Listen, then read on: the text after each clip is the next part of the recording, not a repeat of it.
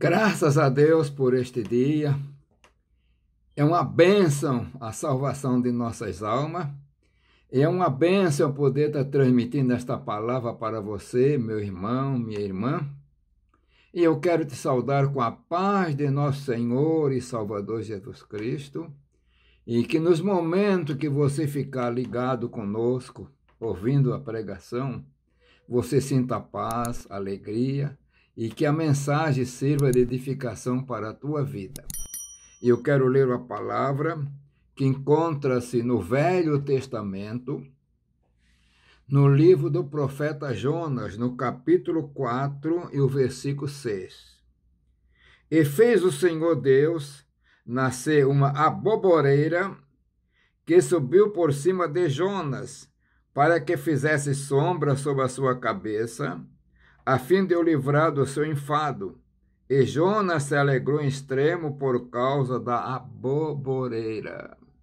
Meus irmãos, Deus tem várias maneiras de nos ensinar, de nos transmitir uma lição. E aqui ele está transmitindo para Jonas uma lição através de uma aboboreira. Eu vou agora fazer um retrospecto, porque alguém pode não saber quem é Jonas. Jonas era um profeta de Deus, que recebeu uma mensagem de Deus para ir pregar a palavra na cidade de Nínive. Nínive era a capital da Síria, e naqueles dias, um período de mais ou menos assim, uns 800 anos antes de Cristo, era uma potência militar. Mas o povo era um povo muito cruel. Quando eles conquistavam a cidade, usavam muita crueldade e deixavam os feridos amontoados no sol assim, para morrer no suplício. Empalavam eles em volta dos muros também vivos, para servir de tortura, de cruel, para aterrorizar os outros. Mas Deus tem os seus mistérios. O pensamento de Deus são maiores do que os nossos pensamentos. E ele pegou Jonas, que era um profeta, mas era judeu. Judeu tinha a sua, o Jonas tinha a sua nacionalidade. Ele praticamente não devia de suportar muitos assírios, porque é aquela história, eles são tão cruel e desejavam que se acabasse. Mas Deus mandou. Mas aí nós encontramos aquela história, Jonas está fugindo da presença de Deus. Pegou um barco e ia para Tarse. Aí deu aquele problema todinho que nós já sabemos. Foi parar na barriga de uma baleia, de um peixe grande. Jonas sofreu, orou. Deus ouviu a oração de Jonas. O peixe vomitou Jonas na praia. E o Senhor manda que ele vá pregar. E ele vai pregar. Nínive era uma cidade grande. Mas a pregação de Nínive, de Jonas em Nínive, foi tão maravilhosa que a cidade se converteu. Nós vemos um relato que naquela cidade podia ter mais de 120 mil pessoas. E o rei ordenou que fizesse jejum e tudo, houve um clamor. E Jonas não gostou muito, não. Quando aconteceu tudo isso, diz a palavra, no versículo até 10 aqui do capítulo 3, que Deus se arrependeu do mal que tinha dito que ia fazer para eles. E eu acho que Jonas soube disso. Aí Jonas se aborreceu, não ficou contente não. Em vez de Jonas ficar contente com o fruto da pregação, não, ele ficou aborrecido. E ele, desgostoso, ele praticamente saiu um pouco fora da cidade. E ele pegou, fez uma cabana para ele. Vou ver o que vai acontecer com este povo. O Senhor já falou para ele que se arrependeu. E eu já reclamei para ele, não foi isso que eu disse, Senhor, estando ainda na minha terra? Por isso me preveni, fugindo para Tarso, por saber que é Deus piedoso. Jonas sabia tudo isso. Aí ele vai para fora, fica fora da cidade, não sei se é um localzinho meio alto, fez uma cabana para ele. E naquela cabana ele está passando e olhando, estou esperando que aconteça.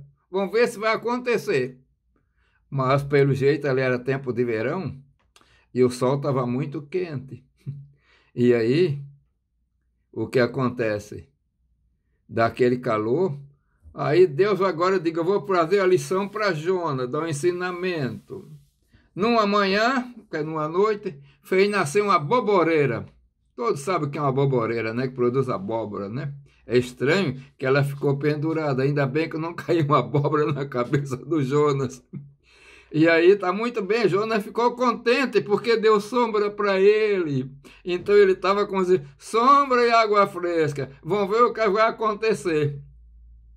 Mas acontece que no dia seguinte, o Senhor permitiu que um bicho ferisse a boboreira. O sol bateu, a boboreira secou. Aí Jonas se aborreceu. Jonas ficou triste. E diz a palavra, e o vento calmoso e feriu a cabeça de Jonas. E ele chegou a desmaiar. Desmaiar. E nisso, ele reclama. Melhor me é morrer do que viver. Olha que a cadenta está vivendo, eu prefiro morrer. Aí o Senhor fala com ele. Jonas, é por acaso razoável esse teu aborrecimento? Está tão contrariado? E Jonas diz, estou certo, é justo que me abifada a ponto de desejar morrer. E ele estava aborrecido por causa da boboreira que secou, meus irmãos. Aí Deus fala para Jonas, ô Jonas, lá em Nínive, tivesse compaixão da boboreira, Jonas, na qual tu não trabalhaste, não fizeste crescer, em uma noite nasceu, uma noite morreu. E eu não hei de ter compaixão da grande cidade de Nínive, Jonas, em que estão mais de 120 mil homens que não sabem discernir entre a sua mão direita e a sua mão esquerda, e também muitos animais. Ô Jonas, tu ficou aborrecido por causa dessa boboreira, Jonas. Mas vem cá, eu não vou ficar também, ter compaixão da cidade de Nínive, né? Você pregou, Jonas. Eu te usei na pregação. Ali tem mais de 120 mil pessoas e os animais tudo. Eles se arrependeram. Eu vou destruir, Jonas? Onde é que está você, Jonas? Será que a boboreira vale mais do que essa quantidade enorme de pessoas? Meus irmãos, às vezes, o Jonas é um pregador estranho, né? Criou tanto problema e teve que ir, entrou dentro da baleia, saiu, meus irmãos, e depois de tudo esse homem não estava transformado, mudado. Meus irmãos, não adianta lutar contra Deus. Eu quero conversar agora com você, meu irmão, minha irmã, você que me ouve. A história de Jonas é muito importante. Ela dá muito ensinamento. Eu preguei hoje um pouco mais diferente assim, né? Dá muitos ensinamentos. Jonas parece que era aquele profeta sem amor, só movido pelo nacionalismo.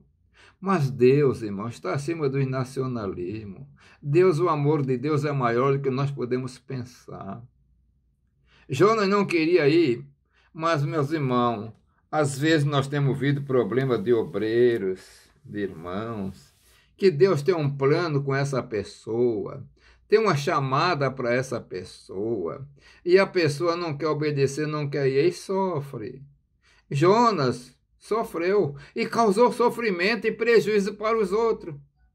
Ele queria ir para Tarso, pegou um navio, vai dormir no porão, o navio se arrebentava todinho, tiveram que jogar as fazendas, a carga fora, deu prejuízo por causa da desobediência. Eu quero conversar um pouquinho contigo, meu irmão, minha irmã. E se você é obreiro, quando Deus está falando conosco, e quando Deus nos chama para uma determinada obra, não adianta, tem que obedecer.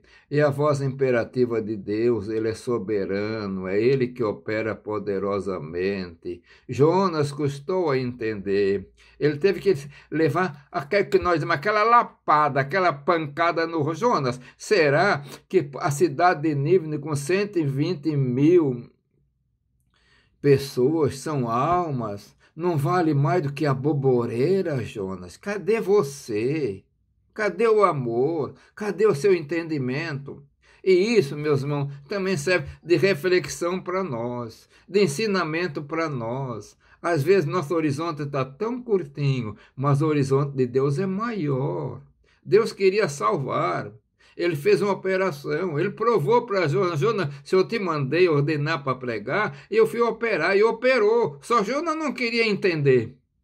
Mas depois disso aí, eu acredito que ele acabou entendendo, porque levou uma pancada de Deus que não foi brincadeira na cara, como se diz. Que o Senhor nos abençoe, meus irmãos, que possamos obedecer e entender a vontade do Senhor.